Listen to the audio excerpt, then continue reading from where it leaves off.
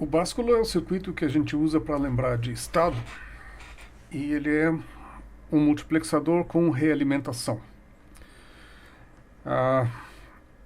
E a captura do estado e a manutenção do estado pelo básculo se dá em três fases. Primeiro, quando o sinal de gate está em 1, a gente diz que o básculo copia da entrada para a saída e a entrada beta aqui no terminal D aparece na saída também. Quando o gate transiciona de 1 para 0, a gente diz que acontece a captura da entrada. Então, o valor beta que estava aqui, através desse laço, ele é capturado e mantido, ele é capturado pelo básculo. Depois, quando o gate é mantido em 0, aí sim o sinal beta atravessa o multiplexador e fica aí sim preso no laço de realimentação.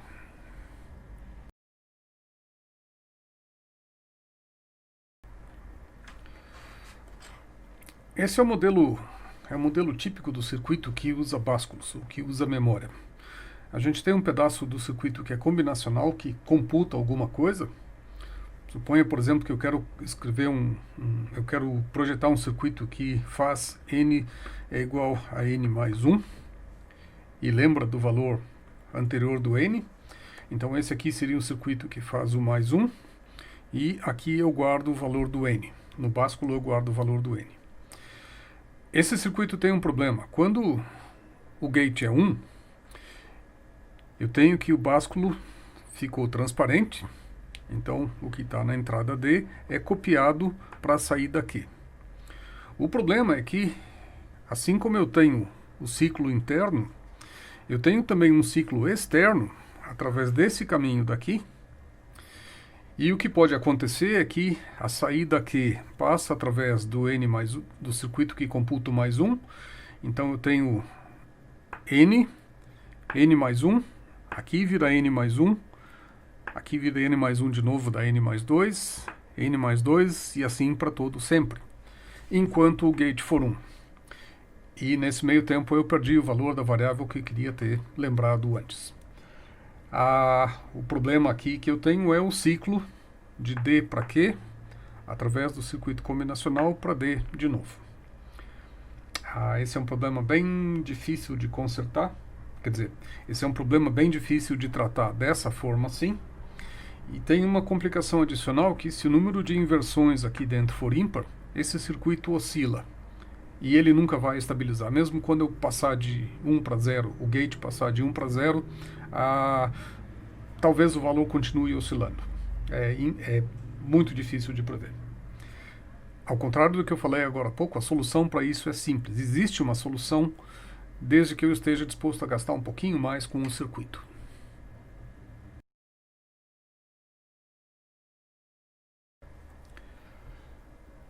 A solução para o problema dos ciclos eternos, os ciclos infindáveis, é usar dois básculos. Usando dois básculos eu consigo quebrar o ciclo, e aí eu consigo uma coisa que a gente chama de flip-flop, que é um circuito extremamente útil. A ideia é que eu ligo dois básculos, só que os sinais de controle são invertidos. Enquanto um copia, o outro mantém, enquanto o outro mantém, um copia. Então aqui, agora eu chamo esse sinal de clock, eu não chamo ele mais de gate. Quando o clock é 1, esse sujeito aqui mantém, e esse sujeito aqui fica transparente. Quando o clock é 0, esse sujeito fica transparente e esse daqui mantém. Então, a fase de transparência e de manutenção alterna entre o mestre e o escravo. Esse aqui é o símbolo de circuito que a gente usa para o flip-flop, uma entrada D, uma saída Q, e o sinal de clock tem esse triângulozinho aqui para marcar que é um sinal de clock e que isso aqui é um flip-flop e não um básculo.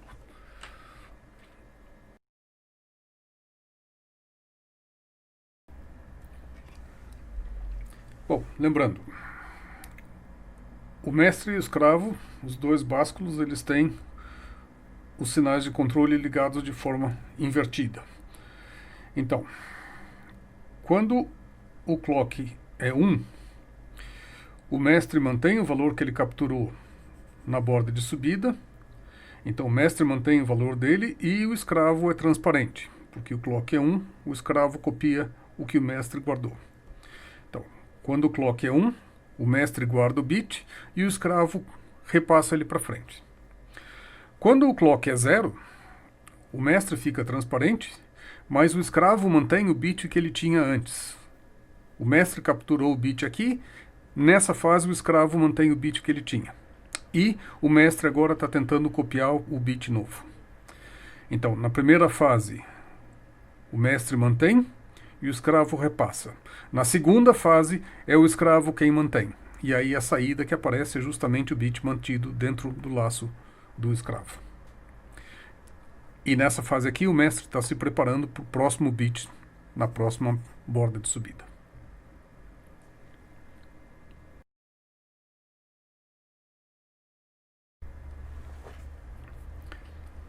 Voltando para a nossa abstração de tempo discretizado, a ideia da discretização do tempo é que o estado dos flip-flops só muda na borda ascendente do relógio. Quando o clock passa de 0 para 1, a borda do relógio ascende com SC, e para que o tempo discretizado, para que a abstração de tempo discretizado funcione, para que ela possa ser usada, a gente precisa respeitar o setup e o hold dos flip-flops. Lembrando que o setup do básculo é 2 vezes o tempo de propagação do multiplexador e o hold é 1 vez o tempo de propagação do multiplexador. Então, os parâmetros de temporização para que a gente possa usar a abstração de tempo discretizado são esses daqui. Antes da borda do relógio, eu preciso garantir que o meu sinal ficou estável com uma certa folga antes do limite do setup. Depois da borda do relógio, eu preciso garantir que o meu sinal de entrada continua estável com uma certa folga durante todo o intervalo de hold. Então, eu preciso de uma folga no setup antes da borda do relógio, antes do clock, e eu preciso de estabilidade na entrada durante o intervalo de hold depois da borda do relógio. Nos dois casos é bom sempre deixar um pouquinho de folga. E a outra coisa importante que a gente não pode escrever é que o tempo de propagação do flip-flop é finito e maior do que 0. Então, se eu respeitar o setup e o hold, o sinal de entrada fica bem comportado e estável antes da borda do relógio, ele fica bem comportado e estável depois da borda do relógio. Então, passado o tempo de propagação do flip-flop, que é 2 vezes o tempo de propagação de um multiplexador, o que estava na entrada do flip-flop é copiado para a saída. O que aconteceu na entrada imediatamente antes da borda do relógio aparece na saída do flip-flop o tempo de propagação mais tarde.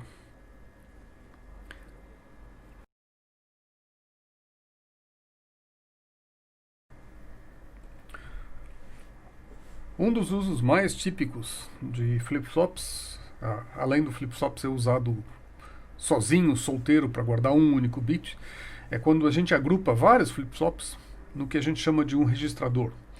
Por exemplo, eu posso agrupar 8 flip-flops para guardar 1 byte, e eu vou ter então um registrador de 8 bits, ou eu posso agrupar 32 registradores para guardar uma palavra de 32 bits, para guardar um inteiro.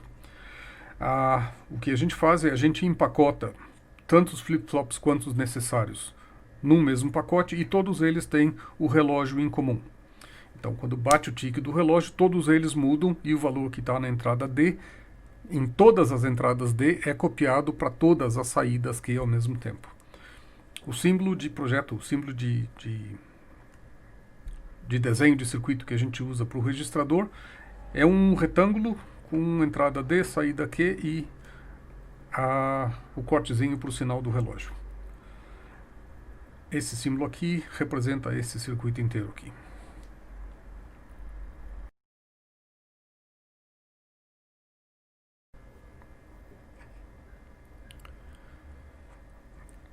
Vejamos uma aplicação típica de registradores.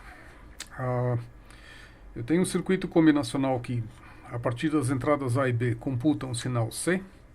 Esse sinal é a entrada de um registrador R1. A saída desse registrador é um sinal chamado D. Notem que eu não posso chamar os dois do mesmo nome, porque eles são coisas diferentes. D alimenta um circuito combinacional que produz um sinal E, e E é a entrada do flip-flop, ou do registrador R2, que produz um sinal F.